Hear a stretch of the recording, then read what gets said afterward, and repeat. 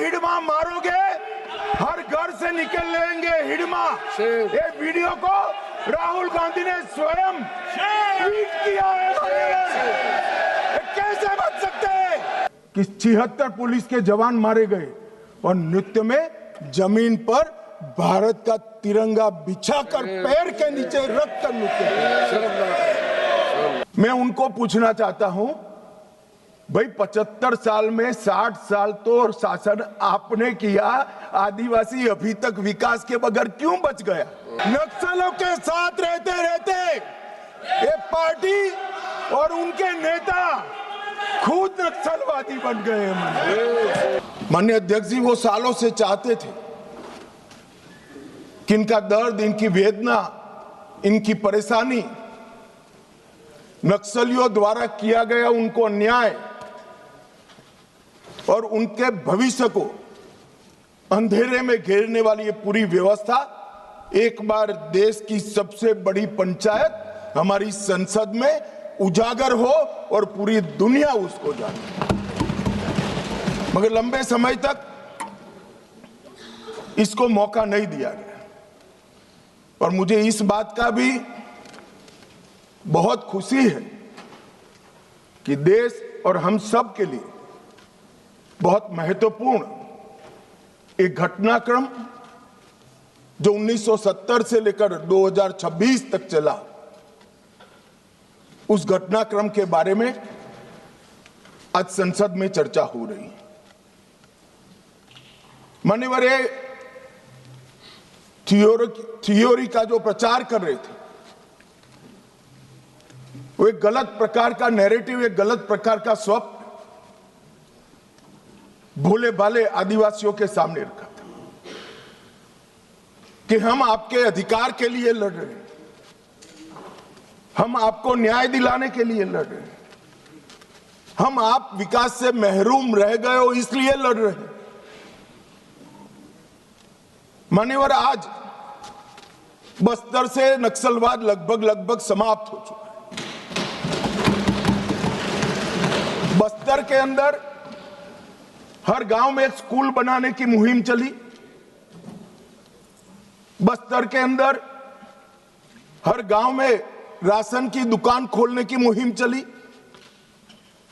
हर तहसील पंचायत में PHC, CHC बने, इनके आधार कार्ड बने, राशन कार्ड बने, 5 किलो अनाज मिल रहा है, गैस के चूल्हे वितरित होते जा रहे हैं। मैं इतना ही पूछना चाहता हूं, नक्सलवाद की जो लोग यहां पर वकीलात कर रहे थे उनको, कि ये 70 से अब तक क्यों नहीं मिला?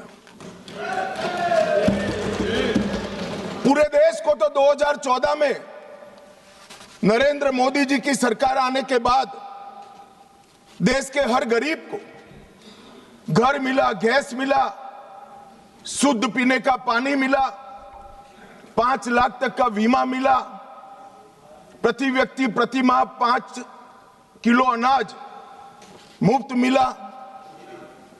ये बस्तर वाले क्यों छूट गए थे? मैं इसलिए कहना चाहता हूं मान्यवर कि सत्य को झुठलाया जा रहा है। ये बस्तर वाले इसलिए छूट गए थे कि वहां लाल आतंक का परछाया था, इसलिए वहां विकास नहीं पहुंचा था। लाल आतंक का परछाया विकास नहीं है इसलिए नहीं गया था। लाल आतंक का परछाई वहां पड़ा था इसलिए विकास नहीं पहुंचा था। आज परछाई हट गई है और बस्तर विकसित हो रहा है। मान्यवर, बस्तर में विकास। ये जो वकील बन रहे हैं एक हथियारी मूवमेंट के, कहते हैं हम अन्याय के खिलाफ लड़ेंगे। संविधान को मानोगे या नहीं मानोगे? किसी को भी अन्याय होता है, इसका उपाय हमारे संविधान के अंदर निहित है। अदालतें बनी है, विधानसभाएं बनी है, जिला पंचायतें बनी है, तहसील पंचायतें बनी है। ये पूरी व्यवस्था को नकार कर हाथ में हथियार उठा लोगे? ऐसा कैसे चलेगा? और जस्टिफाई जो करे उनको मैं कहना चाहता हूं, वो समय चला गया। ये नरेंद्र मोदी की सरकार है, जो हथियार उठाएगा उसको हिसाब चुकाएगा। इस तरह से नहीं चलेगा। सरकार संवेदनशील है, सभी समस्याओं को सुनना चाहती है, निराकरण भी चाहती है। यही संसद ने ढेर सारी योजनाएं बनाई है, मगर इसका इंप्लीमेंटेशन भी आप नहीं करने दोगे, क्योंकि आपकी आइडियोलॉजी और आपका अवैध शासन वहां पर चलता रहे। मैं आज पूछना चाहता हूं, अभी कांग्रेस के लोग बहुत जोर जोर से आदिवासी का विकास नहीं हुआ, विकास नहीं हुआ, विकास नहीं हुआ कहते थे, और राजकुमार रोज जैसे आदिवासी युवा सांसद भी वोट की लालच में कांग्रेस का समर्थन कर रहे थे, कांग्रेस की थ्योरी का समर्थन कर रहे। मैं उनको पूछना चाहता हूं, भाई 75 साल में 60 साल तो शासन आपने किया, आदिवासी अभी तक विकास के बगैर क्यों बच गया? विकास तो अब आकर नरेंद्र मोदी जी कर रहे हैं। 60 साल तक उसको घर नहीं दिया, उसको पानी नहीं दिया, इसके लिए स्कूल नहीं बनी, मोबाइल टावर नहीं पहुंचने दिए, बैंक की फैसिलिटी नहीं पहुंचने दी, और अब आप हिसाब मांग रहे हो। अरे भाई, जग थोड़ा तो अपने गिरेबान में झांक कर देखो कि दोषी कौन है। मान्यवर, मैं पूरा बताऊंगा। मान्यवर, 12 राज्य, छत्तीसगढ़, तेलंगाना, आंध्र प्रदेश, ओडिशा, महाराष्ट्र, मध्य प्रदेश, झारखंड, बिहार, बंगाल, केरल, कर्नाटक का कुछ हिस्सा और उत्तर प्रदेश के 3 जिले, ये पूरा रेड कॉरिडोर बनाकर रखा और वहां कानून का शासन समाप्त कर दिया। 12 करोड़ लोग गरीबी के अंदर सालों तक जीते रहे, किसी ने चिंता नहीं की। हजारों युवाओं की मृत्यु हुई। एक एनजीओ की अगर मान ले तो इधर और साइड से 20,000 युवा मारे गए। कई पूरा जीवन दिव्यांग बन गए, अपाहिज बन गए, नर्क का जीवन जी रहे हैं और उनके तक विकास भी नहीं पहुंचा। मान्यवर, कौन जिम्मेदार है इसके लिए? क्या इस देश की सबसे बड़ी लोकतंत्र की पंचायत ने क्षीर नीर कर इस पर चिंतन नहीं करना चाहिए, या अपने गढ़े गढ़ाई थ्योरी लेकर घूमते रहना चाहिए? मैं बाद में बताता हूं कि नक्सलवाद का मूल कारण विकास की डिमांड नहीं है, एक आइडियोलॉजी है। जिस आइडियोलॉजी को अपने राष्ट्रपति पद का चुनाव जीतने के लिए 1970 से इंदिरा जी ने स्वीकार कर लिया, ये वामपंथी विचारधारा के कारण नक्सलवाद फैला। मान्यवर, प्रधानमंत्री मनमोहन सिंह जी ने पूरे देश के सामने स्वीकारा था कि कश्मीर और नॉर्थ ईस्ट की तुलना में भी देश की आंतरिक सुरक्षा की सबसे बड़ी समस्या हथियारी माओवादी, मगर कुछ नहीं हुआ। मान्यवर, 2014 में परिवर्तन हुआ और मोदी जी के शासन के अंदर कई सारी वर्षों पुरानी समस्या का निराकरण हुआ। धारा 370 हट गई, 35A हट गई, राम जन्मभूमि पर भव्य मंदिर बन चुका है, जीएसटी इस देश में आज वास्तविकता बनकर रहा है, सीएए का कानून आ गया है, विधायी मंडलों में मातृशक्ति को 33% आरक्षण दिया गया है। कई सारे बड़े काम जो आजादी के वक्त से इस देश की जनता चाहती थी कि कभी ना कभी हो, वो सारे काम नरेंद्र मोदी जी के 12 साल में हुए और अब ये नक्सलवाद से मुक्त भारत की रचना भी नरेंद्र मोदी जी के शासन के अंदर ही हो रही है। मानिए, और कई सारे भोले भाले ग्रामीणों को एनिमी इन्फॉर्मर बताकर फांसी पर चढ़ा दिया। कौन सी अदालत ने फांसी पर चढ़ाया? इन्होंने जनता अदालत के नाम से एक फारस खड़ा किया, जहां ना कोई वकील है ना कोई जज है, वो स्वयं बैठे हैं, वो स्वयं फैसले करते हैं और फांसी दे देते हैं। इसका जस्टिफिकेशन करते हुए मैंने तो सुना है। मैं आज नाम देना नहीं चाहता वरना यहां से खड़े हो जाएंगे। मान्यवर, इसका जस्टिफिकेशन नहीं हो सकता। इस देश में संविधान का राज है। फैसला संविधान द्वारा, सरकारों द्वारा रचित अदालतों में ही हो सकता है। और अगर किसी को अन्याय हो गया तो उसके ऊपर त्रिस्तरीय न्यायिक प्रणाली है। उन्होंने पैरेलल गवर्नमेंट चलाई। गवर्नेंस का वैक्यूम कैसे चला? पैरेलल गवर्नमेंट चलाई। छत्तीसगढ़ के बस्तर में उनका होम मिनिस्टर होता था, उनका न्याय मंत्री होता था, उनका लूटे हुए अनाज को बांटने वाला खाद्य और आपूर्ति मंत्री होता था। एक जनता ने सरकार के नाम से एक भ्रांति खड़ी करी और मान्यवर, विकास की योजनाओं को इन्होंने रोकने का काम किया। इन्होंने संविधान और न्याय व्यवस्था को निशाना बनाकर संविधान का वैक्यूम खड़ा करने का। कोई चुनाव न लड़े, मतदान नहीं होने देंगे, सरपंच कोई नहीं होगा, तहसील पंचायत, जिला पंचायत का सदस्य नहीं होगा, विधायक वो चाहते हैं वो ही जीत कर आएंगे। किस प्रकार की व्यवस्था खड़ी करना चाहते हैं और इसका समर्थन कैसे हो सकता है? अब कह रहे बातचीत करो। जो कह रहे उनको मैं बताना चाहता हूं, मैं 50 बार कह चुका हूं सार्वजनिक मंचों पर, बस्तर में जाकर, बस्तर के हर तहसील में जाकर कह चुका हूं, हथियार डाल दीजिए, सरकार आपके पूरे पुनर्वसन की व्यवस्था करेगी, मगर हथियार नहीं डालेंगे। मान्यवर, हमारी सरकार का पॉलिसी है, चर्चा उसी से होती है जो हथियार डालता है, जो गोली चलाता है उसको जवाब गोली से ही दिया जाता है। ये हमारी सरकार का पॉलिसी, हथियार डाल दो।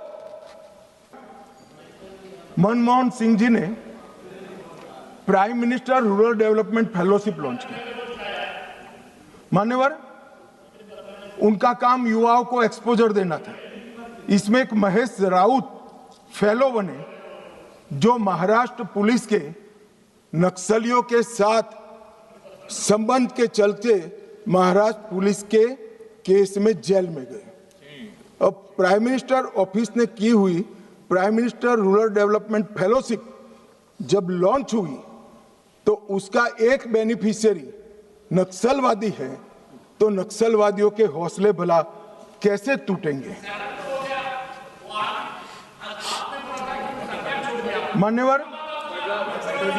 मान्यवर 2010 गृह मंत्री चिदम्बरम जी ने एक वक्तव्य दिया।